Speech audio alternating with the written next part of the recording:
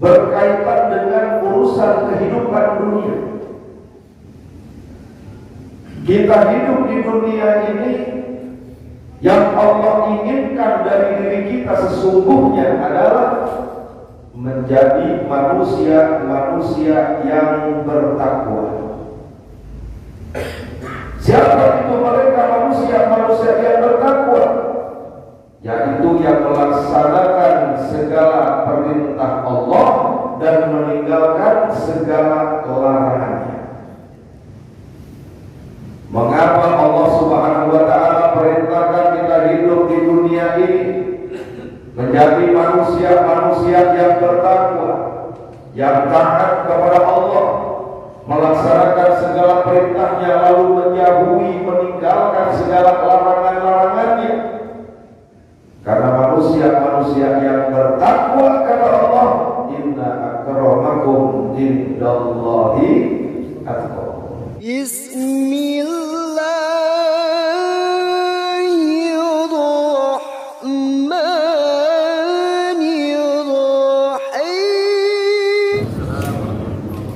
Assalamualaikum warahmatullahi wabarakatuh. Waalaikumsalam warahmatullahi wabarakatuh.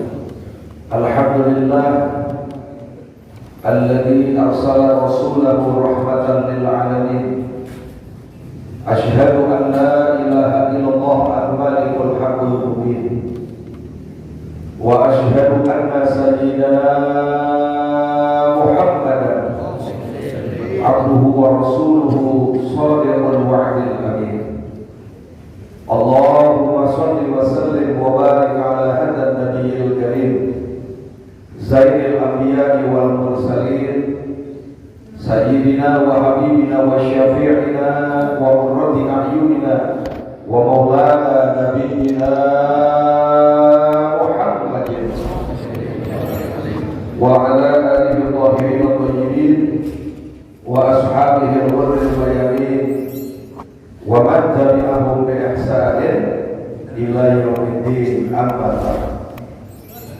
Ahibatul kiram wal muhtaram yang sama kita hormati, kita muliakan dan kita cintai segenap para habaib, para alim, para ulama, para kiai, para asatidzah, para pimpinan pondok pesantren maupun majelis taklim, segenap pengurus masjid, ikhwanul muslimin, wabil khusus orang tua kita Al-Habib Ishaq Al-Muttahar, begitu pula Al-Habib Rijal Al-Qadri dan Sekretaris Umum DPP FPI Jakarta Al-Habib Ali bin Bakar Al-Atas, dan para habaib, para kiai, para ulama yang lainnya yang tidak dapat saya sebutkan satu persatu namanya, namun tidak mengurangi rasa hormat, rasa takdim, rasa mahabbah saya kepada beliau-beliau semua.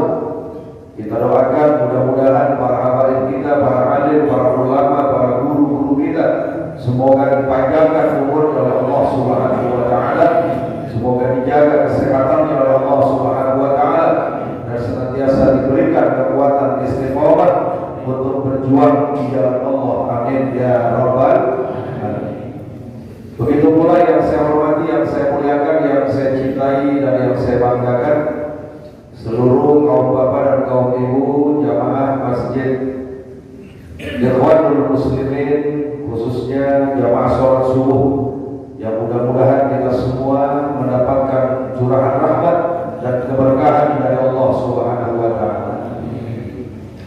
Alhamdulillah, pada kesempatan yang berbahagia dan mudah-mudahan penuh berkah ini, kita bisa berjumpa, bersilaturahim pada kesempatan ini. Mudah-mudahan perjumpaan kita menjadi satu wasilah atau penyebab turunnya rahmat dan barokah dari Allah Subhanahu wa Ta'ala.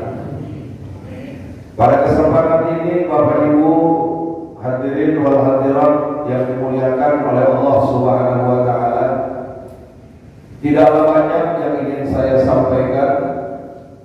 Saya hanya ingin menyampaikan satu firman Allah Subhanahu wa Ta'ala yang tidak asing di telinga menghina kita sebagai umat Islam. Di mana Allah Subhanahu wa taala berfirman, Bismillahirrahmanirrahim, ya ayyuhalladzina amanu taqullaha haqqa tuqatih wa la tamutunna illa wa antum muslimun. Shadaqallahul azim. Kata Allah, ya ayyuhalladzina amanu, hai orang-orang yang beriman, ittaqullah, bertakwalah kalian kepada Allah, haqqa tuqatih, dengan takwa yang sesungguhnya, wa la tamutunna, dan jangan sekali-kali kalian mati, illa wa antum muslimun, kecuali tetap kalian dalam keadaan muslim, insya Allah. Di dalam ayat ini ada dua hal yang Allah tegaskan, dan ini merupakan perintah dari Allah Subhanahu wa taala. Yang pertama, kata Allah, ittaqullah, bertakwalah kepada Allah. Takwa yang bagaimana? Haqqa tuqatih, takwa yang sungguh-sungguh. Perintah Allah yang pertama berkaitan dengan urusan kehidupan dunia. Kita hidup di dunia ini, yang Allah inginkan dari diri kita sesungguhnya adalah menjadi manusia-manusia yang bertakwa. Siapa itu mereka manusia-manusia yang bertakwa?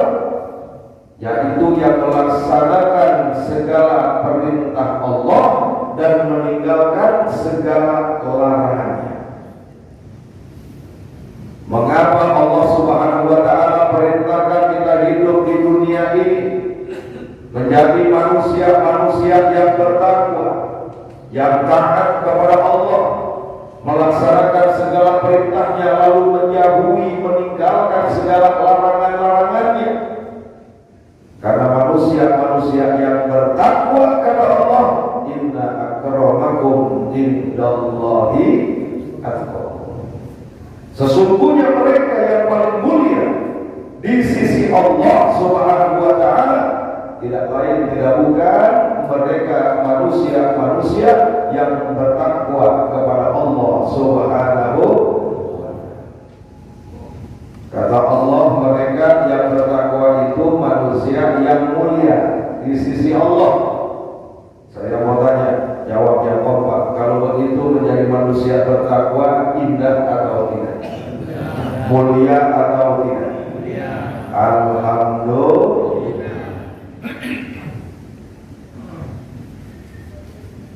Bukan hanya menjadi manusia yang mulia di sisi Allah dengan ketakwaan yang kita amalkan, dengan ketakwaan yang kita laksanakan hidup di dunia ini, bisa mendatangkan barokah dari Allah. Apa kata Allah? Walau anna ahlal qura amanu wa taqaw lafatahna alaihim barakatin minas samai wal ardh. Kata Allah, walau anna ahlal qura, andaikan ada suatu negeri, suatu kota, suatu desa, suatu dusun, satu kampung, satu wilayah, penduduknya beriman, penduduknya bertakwa, masyarakatnya beriman dan bertakwa kepada Allah, Allah berjanji, dan janji Allah itu pasti, mustahil Allah mengingkari janjinya. Apa janji Allah ketika suatu negeri, suatu kota, suatu desa, suatu dusun, penduduknya beriman dan bertakwa kepada Allah? Kata Allah, la fatahna alaihim, maka kami akan buka untuk mereka. Apa yang akan Allah buka? Barokah, berbagai macam keberkahan. Minas sama, baik yang Allah turunkan dari langit, wal ardi, maupun yang Allah keluarkan dari perut bumi.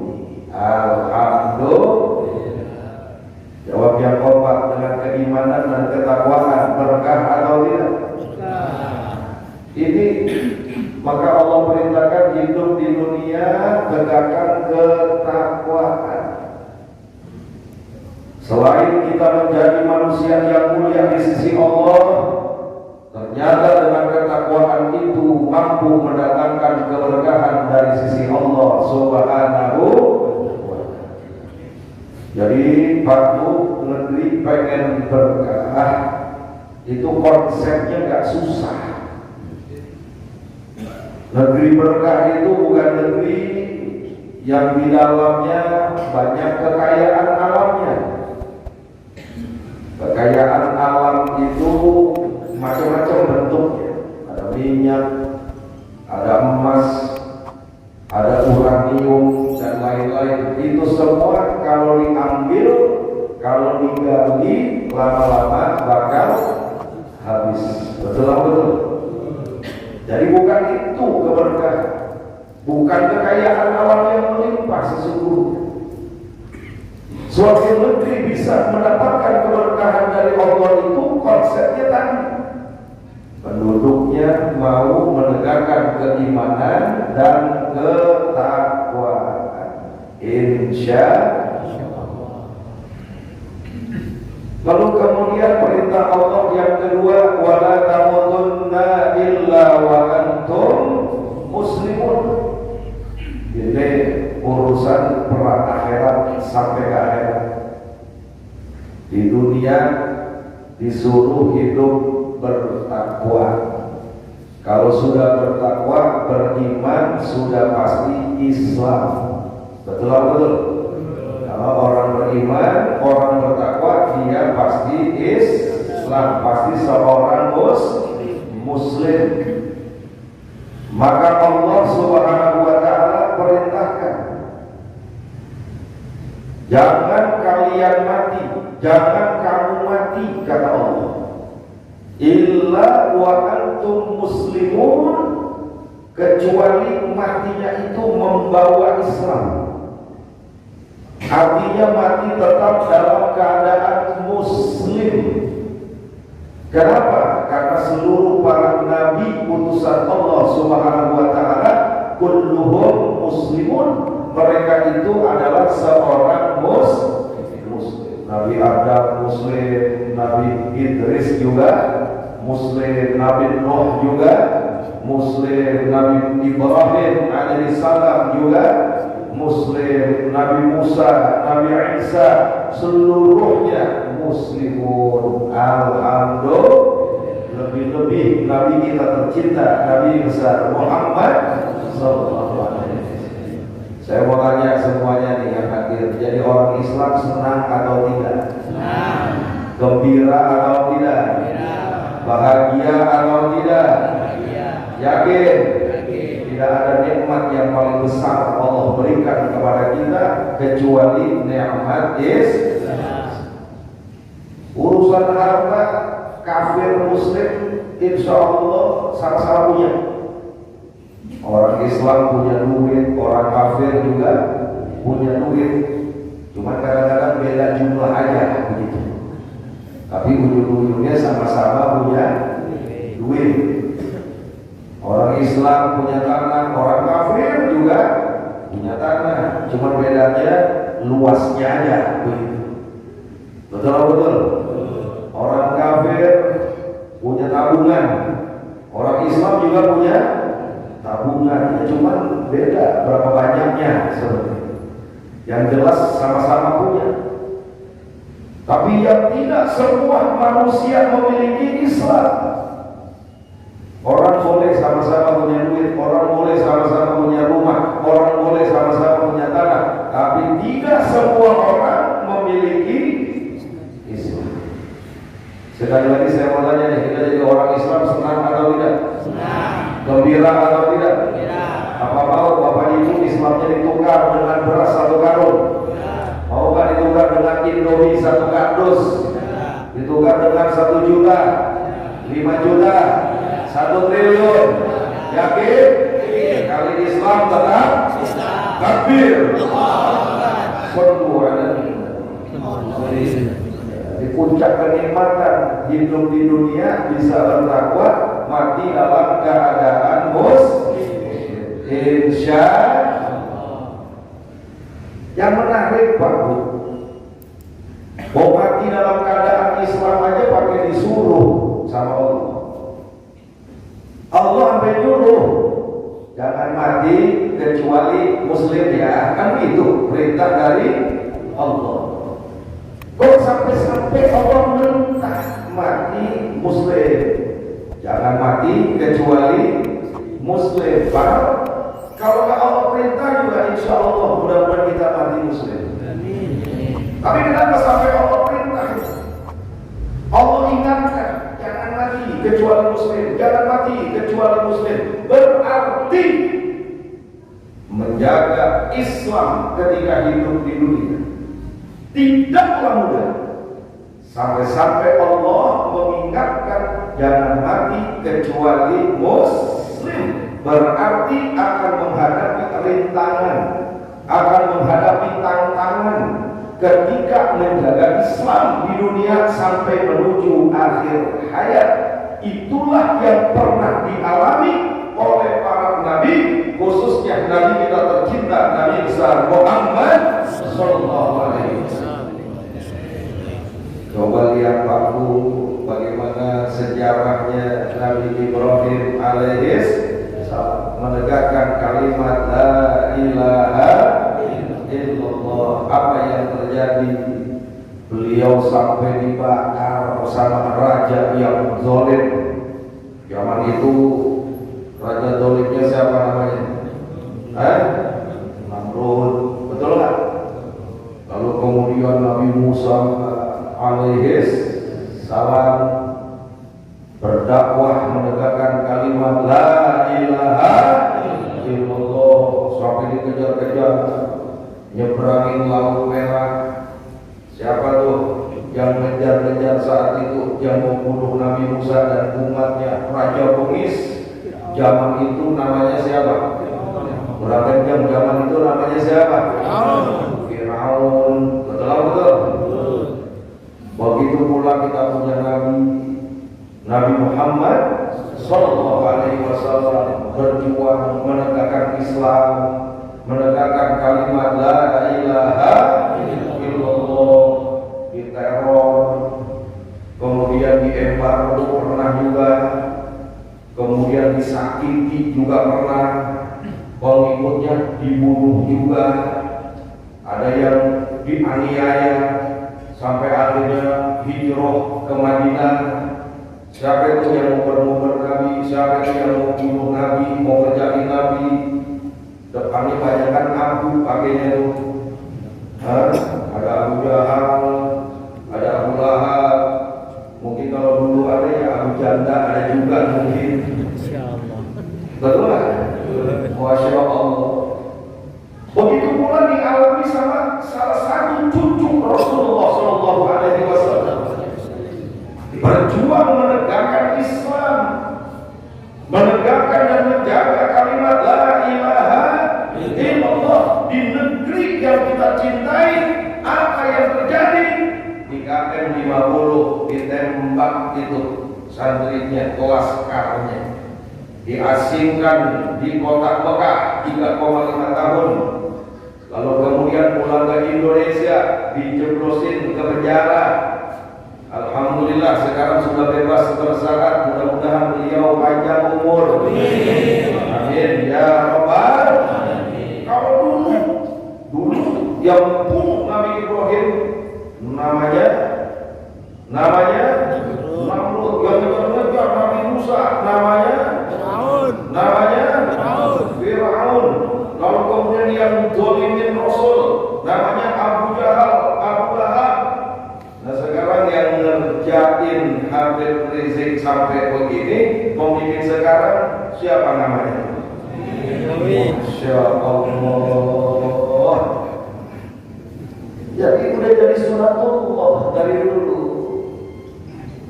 bahwa menegakkan kebenaran itu pasti akan menghadapi rintangan dan tantangan. Betul. Kalau jadi pewaris Nabi, ulama, ibunya adem ayem bingung ya. Loh kok gak ada tantangannya, gak ada rintangannya? Bukan berarti kita mencari. Tapi memang sunatullahnya seperti itu, menegakkan kalimat la ilaha illallah. Maka Allah pesan jangan mati kecuali muslim. Artinya menjaga ketakwaan, menjaga Islam sampai akhir hayat itu tidaklah mudah. Sampai-sampai Allah ingatkan melalui ayat ini ibadah. Nah, oleh karenanya Bapak Ibu yang saya cinta, Front Pembela Islam FPI yang lama, yang saya dulu sering dakwah kemarin dan teman-teman dari DPP, khususnya Habib Rizik juga dulu sering kemarin. Tahun 2020 bulan Desember tepatnya dibubarkan. Bagi kami FPI itu bukan agama, jelas apa jelas? Dan bukan cuma bagi kami, bagi umat Islam semuanya. Yang namanya ormas itu bukan agama.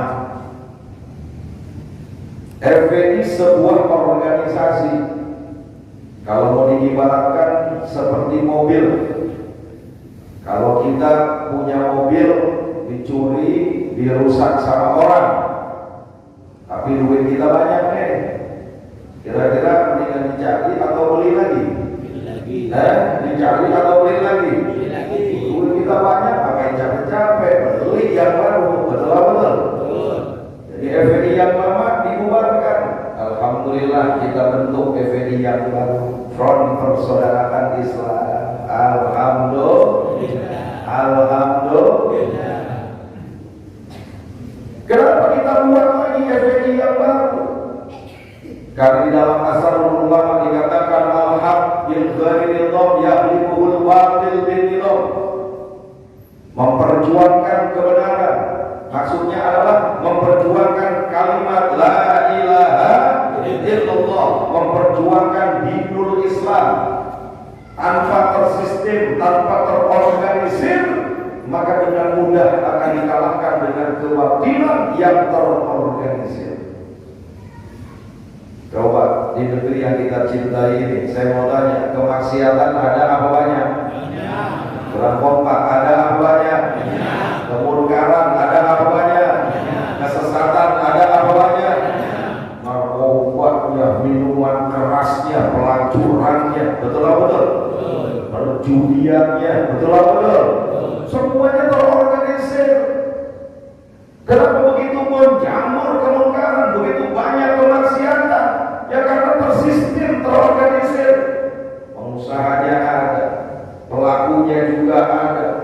Yang lebih parah, backingnya juga banyak. Betul-betul. Innalillahi wa inna ilaihi. Jujur saya mau tanya Bapak Ibu, kira-kira kalau kemungkaran, kemaksiatan dibiarkan merajalela, bahaya atau tidak? Bahaya atau tidak? Jadi perjuangan itu perlu atau tidak? Maka Allah perintahkan waladakum minkum ummatan yad'una ilal khairi wa ya'muruna bil ma'rufi wa yanhauna 'anil munkar. Kata Allah, harus ada di tengah-tengah kalian wahai umat Islam, mereka yang berdakwah untuk Islam, menegakkan amar ma'ruf dan nahi munkar. Dakwah amar ma'ruf nahi munkar ditegakkan oleh umat Islam, tujuannya adalah untuk mengawal ketakwaan hidup di dunia, menjaga Islam sampai akhir hayat. Insya Allah. Baik, saya mau tanya, jawab. Kalau nggak ada yang dakwah, kira-kira bahaya atau tidak? Kalau nggak ada lagi yang menegakkan amar ma'ruf nahi munkar, rusak atau tidak?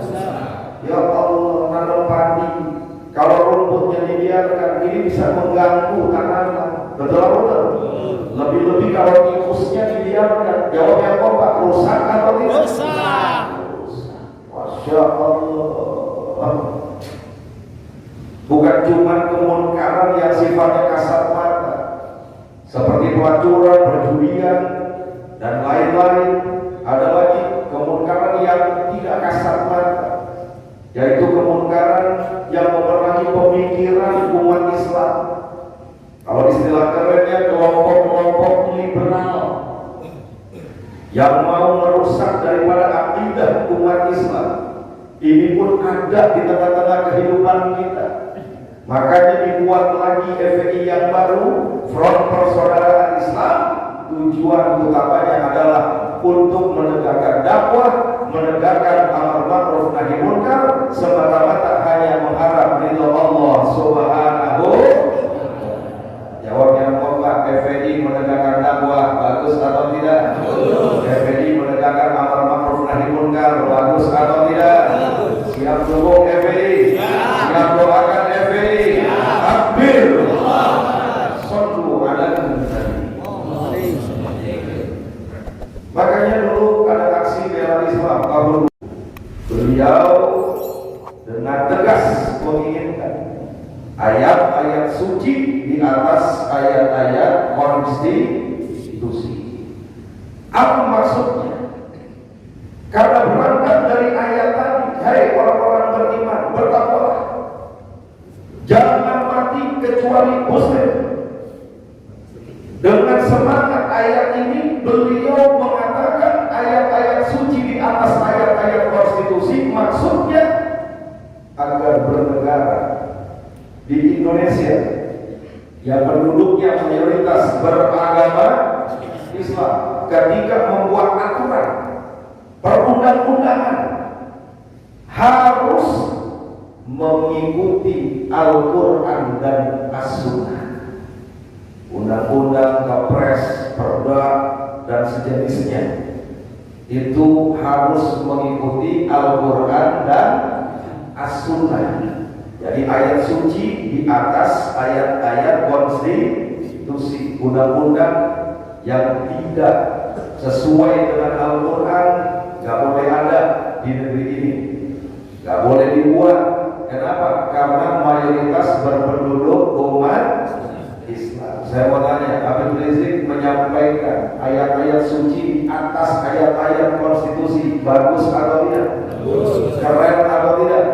Artinya negeri ini harus tunduk sama Quran, tunduk sama hadis Nabi, sesuai dengan dasar negara, yaitu Pancasila. Sila pertama ketuhanan, orang kompak ketuhanan. Siapa yang Maha Esa? La ilaha illallah. Berarti kalau buat aturan, buat undang-undang, gak boleh menyalahi aturan Allah. Betul atau betul? Harus mengikuti aturan Allah. Betul atau betul? Gak boleh bertentangan dengan Al-Quran, gak boleh bertentangan dengan As-Sunnah. Berarti yang disampaikan Habib Rizik bagus atau tidak? Keren atau tidak? Siapa yang gak suka dengan ucapan Habib Rizik seperti itu? Yang pertama pasti yang gak suka sama Quran, yang gak suka sama As-Sunnah. Siapa orang yang gak suka dengan Quran As-Sunnah? Gak lain gak bukan komunis.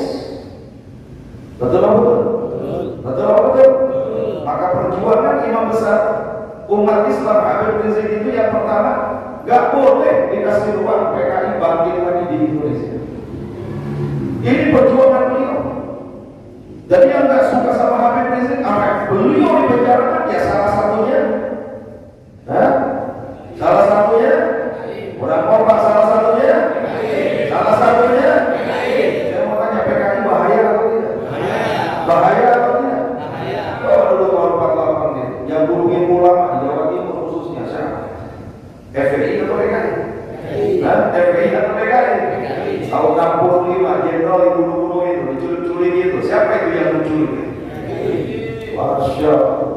Maka yang gak suka dengan ayat-ayat suci di atas ayat-ayat konstitusi, yang Habib Rizik ingin menegakkan hidup di dunia bertakwa, jangan mati kecuali muslim.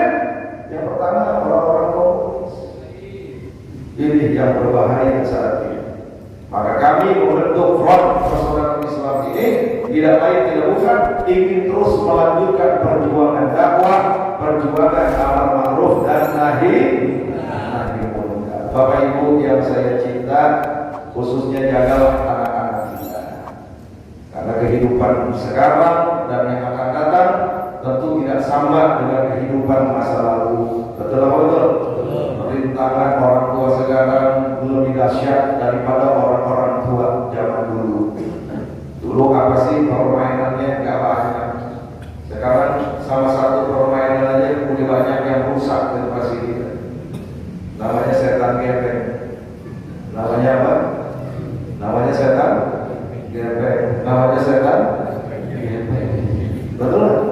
Ini bentuknya bulat apa gepeng? Nah, kurang apa bulat apa gepeng?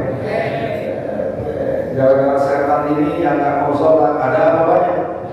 Gara-gara ini nggak mau ngaji ada apa banyak? Berarti kesurupan setan. Innalillahi wa inna ilaihi.